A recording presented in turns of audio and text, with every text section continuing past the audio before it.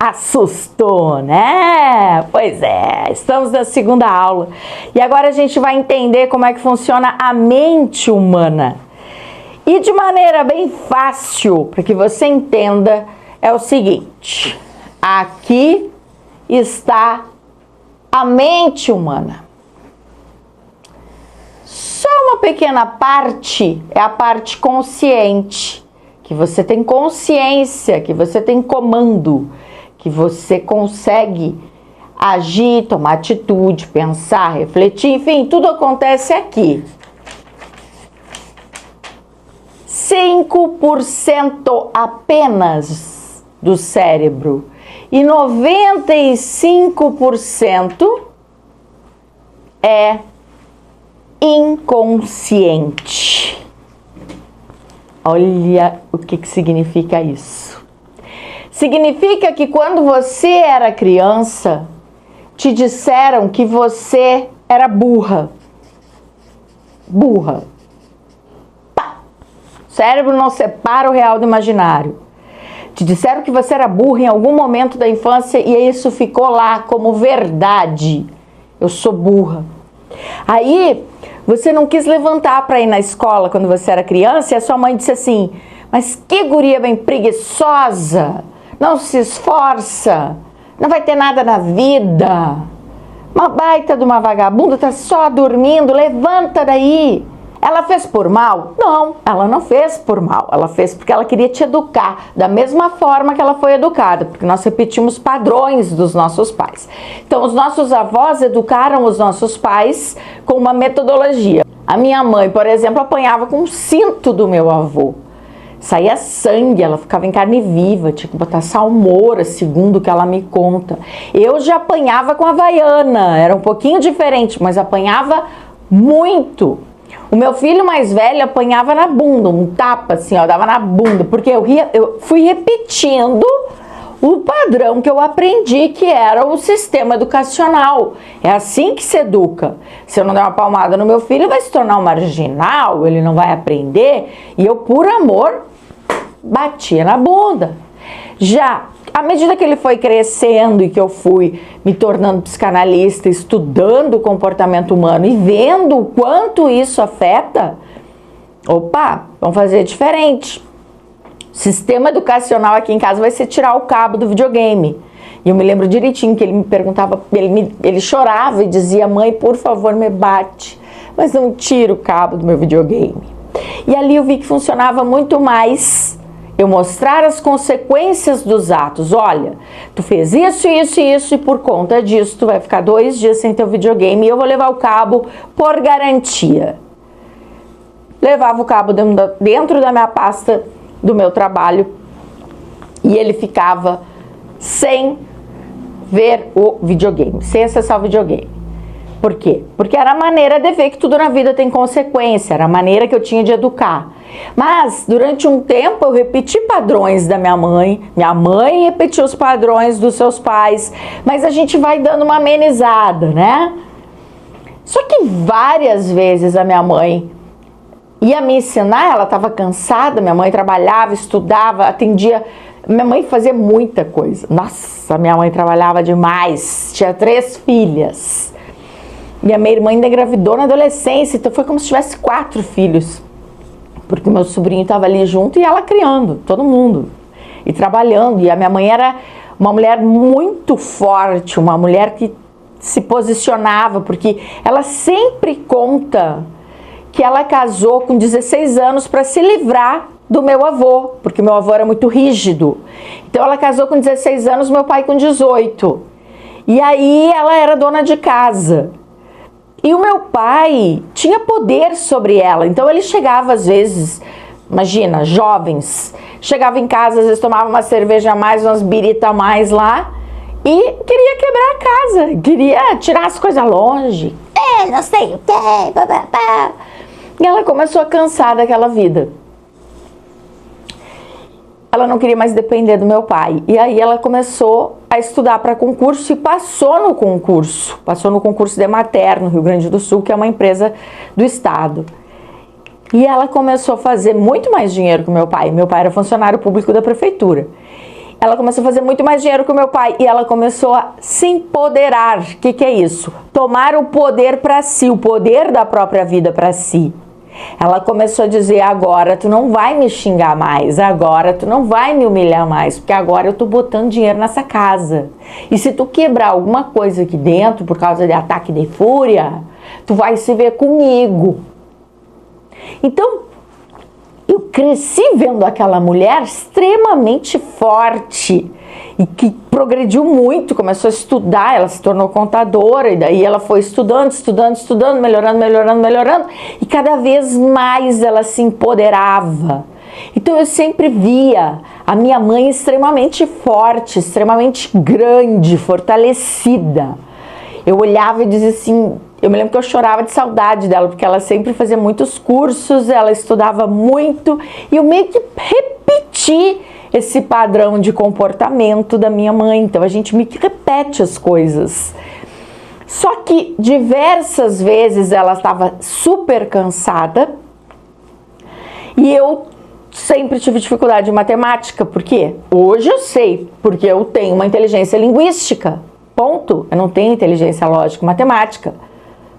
Tá tudo certo. Só que lá atrás eu não sabia disso. Nem minha mãe, nem ninguém.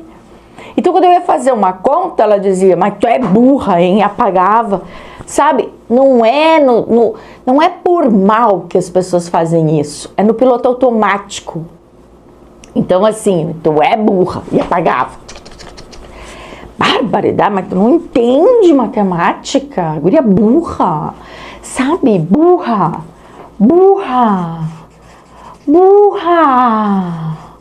Eu sou burra. E o meu inconsciente, ele foi absorvendo isso. Burra, mas tu não tem capacidade pra nada, guria. Que guria difícil. Incapaz. Aí depois, a gente entra na adolescência e aí a gente quer se incluir em diversos grupos. Então tem aquele grupo de uma amiga que é super, sabe, assim... é a amiga descolada, é a amiga divertida, todo mundo chega perto dela, então eu também quero chegar perto dela. Então tem essas fases para se autoafirmar e a gente quer ficar perto das pessoas que estão, né, aquelas pessoas mais populares, aquela coisa clássico dos filmes dos Estados Unidos. E a gente tem a nossa personalidade, a gente não é a outra pessoa. E aí a gente começa a se sentir o quê? Inferior. Por quê? Porque a fulana é super despachada, fulana é super descolada, e eu sou essa CDF. No meu caso eu era CDFI, CDF inoxidável. Eu não sei como é que chama aí na tua cidade, mas aqui quem é o nerd que estuda muito e que não fica em festinha, não fica fazendo algazarra, é nerd, é CDF, que a gente chama cu de ferro. E no meu caso eu era um cu de ferro inoxidável, porque eu era a primeira a sentar na classe, a minha classe sempre era a primeira, eu sentava de primeira. Que mala, às vezes eu fico pensando, era uma mala. Eu sentava de primeira, eu ficava vidrada no quadro, prestando atenção em tudo que a professora escrevia, eu escrevia tudo. E eu buscava o 10. E quando eu tirava 9 e 8, pra mim aquilo era decepcionante. Era alto, minha régua era alta. Quando eu cheguei no segundo grau, eu tirei 6 numa prova de física, eu chorava. E o professor, mas por que tu tá chorando? Eu digo, eu tirei 6, eu nunca tirei 6, eu só tirava 10. E ele disse, tirou 6? Nossa, mas então foi boa a tua nota. Todo mundo tirou 0,3, 0,3. Mas era assim, para uma pessoa com o nível de exigência que eu tinha para conquistar as notas, eu tinha um nível de exigência alto. Mas eu nunca estava à altura das coisas. Eu sempre tentava deixar tudo pronto, eu esperava a minha mãe chegar em casa com o chimarrão, deixava a lareira acesa. Eu sempre queria fazer tudo para agradar minha mãe, para agradar minha mãe, para agradar minha mãe, para ter a atenção da minha mãe. Hoje, como psicanalista, eu sei disso. Mas eu sofri lá atrás. Por quê? Porque eu queria ser aceita, eu queria ser validada. Eu queria que alguém me dissesse assim, ó, valeu o teu esforço, parabéns pelo teu esforço, mas não tinha. O sistema da minha mãe era assim, não fez mais que a tua obrigação. Eu disse, mãe, tirei 10, olha aqui. E ela, legal, não fez mais que a tua obrigação, né? Só estuda. Então eu não tive essa validação, eu não tive esse afeto, esse amor. Então assim, nunca tava bom, sabe? Sempre inferior, sempre me sentindo pequena, sempre, nunca tava bom, eu não tinha aquele abraço, aquele acolhimento, aquela coisa do parabéns minha filha, tu se esforçou, parabéns. Eu não tive isso. E muito provavelmente, talvez em alguns momentos da tua vida, você também não teve isso. E aí eu chegava na escola, eu era a esquisita, eu era a que não fazia educação física, eu não era descolada, eu não era, então eu era burra, incapaz, inferior, eu tinha uma lista de adjetivos e tudo ia ficando ali, no inconsciente, então assim ó, tem o subconsciente, porque aqui é o consciente no cérebro, aqui é o subconsciente e bem aqui embaixo é o inconsciente, então infância mesmo, 0 a 7 anos ali, infância mesmo, não tem nem como resgatar quase vai até o uterino, assim, a fase uterina, que a gente tá lá no útero, mas que fica, né, fica aqui. Tudo isso aqui vai formando quem a gente é. E se instala no subconsciente como verdade. Verdade. Não tem quem mude. É verdade, eu sou burra, eu sou incapaz, eu sou inferior, ninguém me ama, ninguém me quer, ninguém me dá bola. Foi um susto a terceira gravidez da minha mãe. E ela trabalhava, ela atendia Caçapava, ela atendia São Cepé, e ela era uma gestora, ela era responsável por aquele escritório de Caçapava e de São Cepé, e ela ficava para lá e para cá, e ela engravidou. E foi um susto. E para completar aquele horror de trabalho que ela tinha, e ela fazia faculdade em Cachoeira do Sul. Coitada, ela chegava em casa 1 da manhã. E depois eu repeti a mesma coisa. Se eu for pensar, eu repeti. Trabalhar. A gente repete os padrões. E o que aconteceu? Eu, como terceira, eu era do meio. Eram 3 filhas. Eu era do meio. A mais velha era queridinha porque era mais velha. Então era queridinha da minha avó. A mais nova era queridinha porque era caçula. E eu ficava com paninho pela casa, então eu ficava com o meu paninho. Eu brinco que era o meu paninho. Mas era assim, o que eu fiz? Eu desenvolvi um mecanismo de defesa que foi criar o meu mundo paralelo. E no meu mundo paralelo eu estudava muito. Então eu tinha na porta do meu quarto uma foto do Einstein dizendo silêncio, gênio estudando. Eu digo assim, eu vou me destacar pela inteligência. Eu vou me destacar sempre através do conhecimento. Eu vou estudar muito, eu vou me esforçar muito, porque ali eu consigo me destacar. E eu vejo que o meu comportamento ele foi todo moldado para lutar contra tudo que tinha ali implantado na minha mente, que eu era pequena, que eu era inferior, que eu era incapaz, que O que acontece? Essas crenças fortalecedoras, você é capaz, você pode, você é inteligente, ela tá aqui fora. Então você precisa fazer isso aqui. Jogar ela para dentro. Você é forte, você é linda, você é saudável, você é capaz, tu vai fazer esse movimento. Então, por quê? Para ir fazendo isso aqui. O cérebro não separa o real do imaginário. Eu vou fazendo isso aqui. Pá, pá. Você não é burra, você é inteligente. Então, você é inteligente, você é forte, você é capaz, você é rica, você é próspera, você pode o que você quer, e você vai limpando tudo que foi implantado lá na infância. Que não fazia nem sentido, não fazia sentido. Ah, ninguém me ama, ninguém me quer. Mas para uma criança foi assim que foi plantado dentro de mim, como uma sementinha.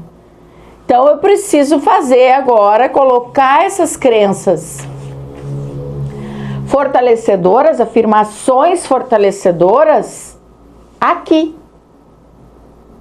E esse processo ele tem que ser diário e ele tem que ser instalado como hábito. Então, anos da nossa vida foi o que formou isso aqui. Eu preciso desmanchar isso aqui. Como é que eu desmancho isso aqui? Repetindo diariamente o contrário daquilo que a minha mente insiste em me dizer. Ah, você é inferior? Não, não sou inferior. Ah, não sou inferior porque aquilo que eu não sei, eu vou buscar o conhecimento. Por que eu sou inferior? Ah, você não sabe matemática. Sim, mas eu sou muito boa no português. Eu sou muito boa na linguística, então eu vou escrever, eu vou palestrar, eu vou me comunicar, porque eu sou muito boa na linguística. Então, para que você vai olhar para aquilo que você é ruim? Você vai olhar para aquilo que você é boa.